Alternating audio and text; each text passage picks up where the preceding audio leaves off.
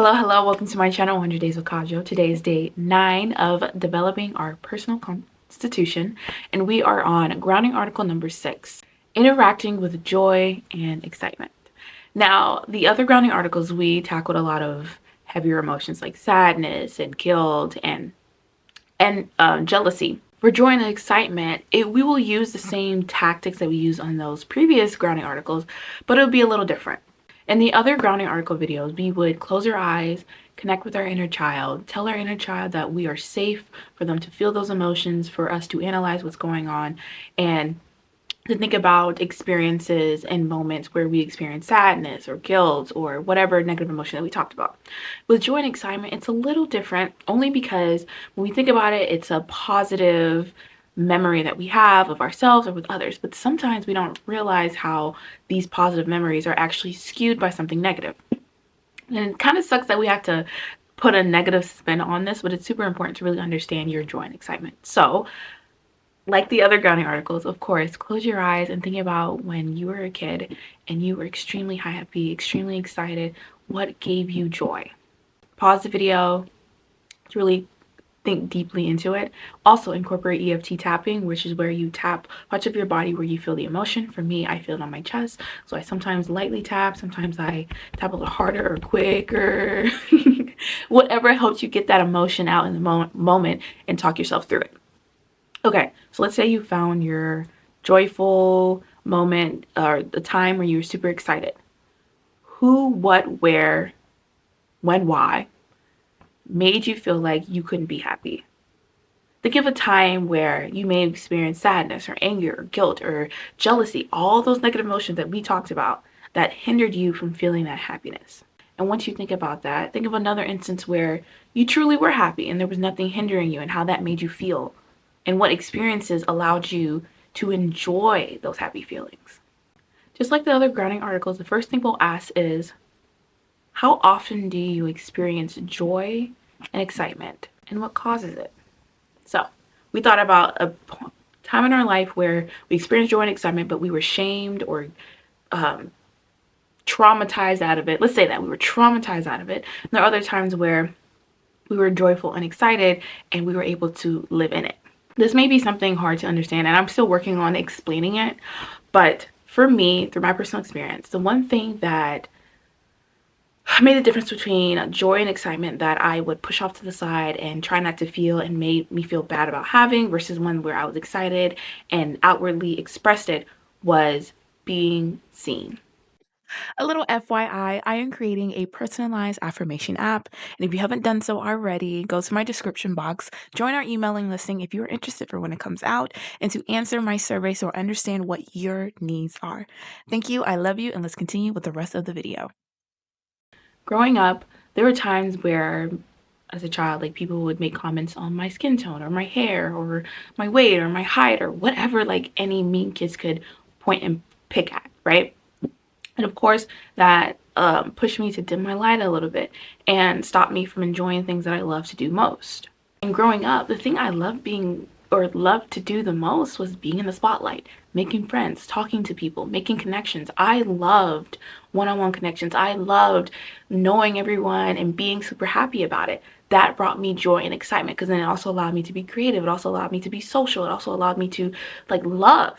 When people began to shame me or to make a mockery or to point or bully on my appearances, it made me want to disappear. And that stopped me from enjoying the things I wanted to do. For instance, let's say I really wanted to do cheerleading, which I did for a little bit in elementary school. The ridicule that I felt like I would have of people looking at me and making comments on me stopped me from doing cheerleading in middle school. I almost had my back handspring, but of course, the fear of being seen hindered that from me. Another instance is like TikTok and YouTube for so long. I just pushed it off to the side because, again, I was remembering all those bullies or those mean kids from elementary school and middle school that would poke at me just being, I don't want to say alive because that's insane. I mean, I don't know. Those are mean-spirited children. But being seen and being present, that it stopped me from feeling comfortable being in front of the camera, feeling comfortable really being myself, because if I was truly myself, then people could judge me and say, oh, we don't like you. And I'm like, oh my God, oh my God. It's like, I don't care if you like me, but little me, little 12-year-old me does. And it's stopping 24-year-old me from prospering. And that was a problem. And I was like, no, no, no, no, no. I'm not going to let those negative experiences hinder my joy. So for me, the one thing that would make my joy and excitement a negative experience, or maybe push it off to the side versus me fully expressing it and being happy in it, was being seen. So I had been slowly but surely pushing myself to be seen, posting more. One thing that I did in high school, okay, backtrack. Actually really started this self-help journey in high school, like proactively. And in high school, I would post on Instagram as anyone would, but sometimes I would delete my picture because I'm like, oh my God, like that was not a good picture, or like, oh, like I'd stared at it too much and now my face looks nasty, right? And I didn't want to be perceived or give people the chance to make comments on me, because it's like, yes, I'm gonna fight back, but I'm like, oh, I'm tired of fighting back. I'm tired of feeling I have to be on guard and have the next like come back when someone says something, right? So I said, you know what, I don't want to be that person anymore. I don't want to be the first person to judge my photos. So I would post literally anything. If we had Spirit Week at school, I would post pictures from every week. I mean, every day of that week in my costume with my friends. If I went to the park, I would take pictures of the nature, of myself, my friends, family. If I just wanted to take a selfie, I'd take a selfie and post it. I posted so much to where it became comfortable. I feel comfortable posting almost anything now. Now, it only took me, I want to say, a couple months to like get over that. But had I not done that in high school and tried it in college when COVID was around, when like people were really going into social media, I think I would have really fell through the cracks and not have been able to even consider starting a YouTube channel or consider doing modeling. Oh, and that's another thing. Feeling seen allowed me, no, let me backtrack. Feeling seen, or allowing myself to be seen, allowed myself to pursue modeling, right? The whole point of modeling is to be in pictures, is to be the front and center piece. That's something that I absolutely enjoyed as a child, but because I felt like I was bullied for it, I stopped myself from it, which was hindering my joy and excitement. But I said, you know what? I worked really hard to get to that point. I'm gonna go after something that I've always wanted to do, but never really thought it was for me. And here I am. I'm signed to 2 agencies, actually originally 3, but I just dropped one on my terms.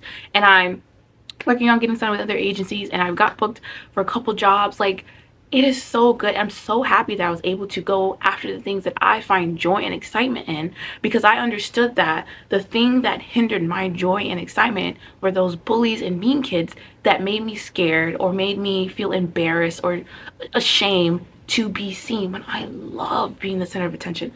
I love being the center of attention. I do. I love it. And around my close friends, of course, they wouldn't really know that that was something that I was feeling or going through, but like in a much larger scale, I felt small, and I feel bigger than ever. And I've felt bigger than ever for quite some time. And even more now this year, that I'm choosing myself even more to be seen, to be heard. And I'm not going to allow those past experiences to hinder my joy and excitement. I know that was long-winded, but I wanted to explain why it was important to think about oh my God, think about 2 instances where you experienced joy and excitement, but one where you felt embarrassed about it, and other when you truly felt empowered by it. Because I'm telling you, why you felt empowered and why you felt embarrassed about one and the other are for the same reasons. And the next question, like we answered on our other ones, how does feeling joy and excitement affect you? Do you put on a pedestal? Do you idolize it? So for me, and I've asked this question a billion times, so I don't have to explain it a billion times at this point. But for me, I feel that I did idolize my joy and excitement, and I put on a very high pedestal because it felt almost untouchable. Because in order for me to feel that joy and excitement, I had to be seen. And I was relatively a happy kid. Like, I love my life. I have good friends, good family, like good community overall, like overwhelmingly really good. But I knew that there were certain things that truly make me happy, like this right here, that I was just not going after and making it feel like it was so far away in the stars and I'm no astronaut, so how am I going to get there type of feeling. And that wasn't good. It made me feel like I had to settle with whatever else. And as I mentioned before, the way I kind of broke that away was engaging in what's it called? Exposure therapy. Exposing myself into doing the things that I love in little baby steps and growing it and growing it and growing it, right? When I initially got into modeling, I didn't really tell anyone that I was applying. I just made a list of like 50, 60, like 60 agencies, my goodness. And I heard back from 3 or 5. I could be embellishing. Oh well. But I think I heard back from 3 or 5 and it felt so good and so exciting, and it encouraged me more to like, okay, like take more pictures, practice, get out there. And it was crazy when I tried my first runway on, I think it was on campus. It was on my campus. I was so nervous, but as soon as I got up there, I loved being the center of attention. I loved that I was opening the show. I loved that I was closing the show. I loved that people would comment and say, I love the way you looked up there. You're natural. You're amazing. Now I know that runway isn't like my thing because I just don't meet the height requirement. But baby, this face card, it's beautiful. It's valid. It's platinum. It's gold. And being able to make those baby steps allow me to fully blossom, and I'm so grateful for it. So I understood that I put it on a pedestal and it took years for me to really bring it down. But if you understand what is on the pedestal and why it's on the pedestal, it is so much easier to bridge that gap. And the next question is, what are some negative ways you use to punish and reward yourself for feeling happy and joyful? So the one way that I punished myself, again, was not putting myself out there. Is thinking about, oh, how I want to be a YouTuber, how I want to be a model, how I want to, be the center of attention, but pushing myself to be in the back or pushing myself to be a little bit more quiet. Which, if you know me, you know that I'm already a outspoken person overall. I say my opinion, I say how I feel. If I disagree to something, I say it. But to know that I'm even a bigger personality than what I show, and that I'm hiding it, it's like, oh, girl, come out of your shell. Come out. It's safe. Come out here. Come on.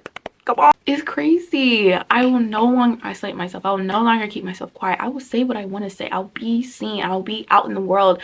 I don't care what people think. And I don't care what people think even more. And that's the beauty of it. And the more I did it, the more opportunities flow to me, the more love and acceptance and community that I build. And I'm just like, oh, yes, I love it. And we seek out confirmation bias just inherently as human beings. So if you constantly feel like people are going to judge you, then you will seek out judgment from others.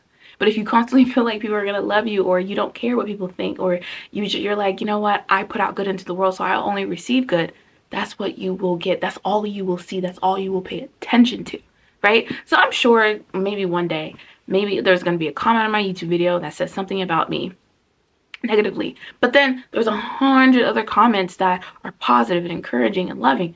Okay, if I'm already in that loving state, all I'm going to focus is on that 100 and then delete that one comment and not pay it any attention. And I'm so happy I'm in that space, and I want you guys to be in that space as well. And then the last 2 things you want to do is explain why you will not put your joy and excitement on a pedestal or punish yourself for feeling joy and excitement, and what ways you will try to have like a positive relationship with joy and excitement. I don't know why I butchered that, but I did. For example, for me, ways I try to have a positive relationship with joy and excitement is, again, not putting on a pedestal, not thinking that this is the only good emotion I can ever feel, and that any other negative emotion means that I'm going backwards, or I am not, I don't have as much self-love and self-worth as I thought. As self-worth as I thought I did. That's far from the case. You're allowed to feel all the emotions and still know that you are worthy, that you are loving, that you are amazing, that you are. I really hope this series is helpful for you guys. I just feel like I'm giving myself the chance to yap in front of the camera and say how I feel and talk about my experiences, and hopefully you guys pick up something and say, you know what? I'm gonna apply this too. And this is a learning experience for me too. Like I said, this is my first time actually drafting my personal constitution. I've had it in my mind for a while, and all the things that we are discussing, I have worked through on my own through journaling. Oh, I journaled so much. I'm tired. I'm tired. I'm tired. I'm tired. I love it, but at some point, I gotta chill. Thank you for watching my video. I love you guys, and I'll see you next time.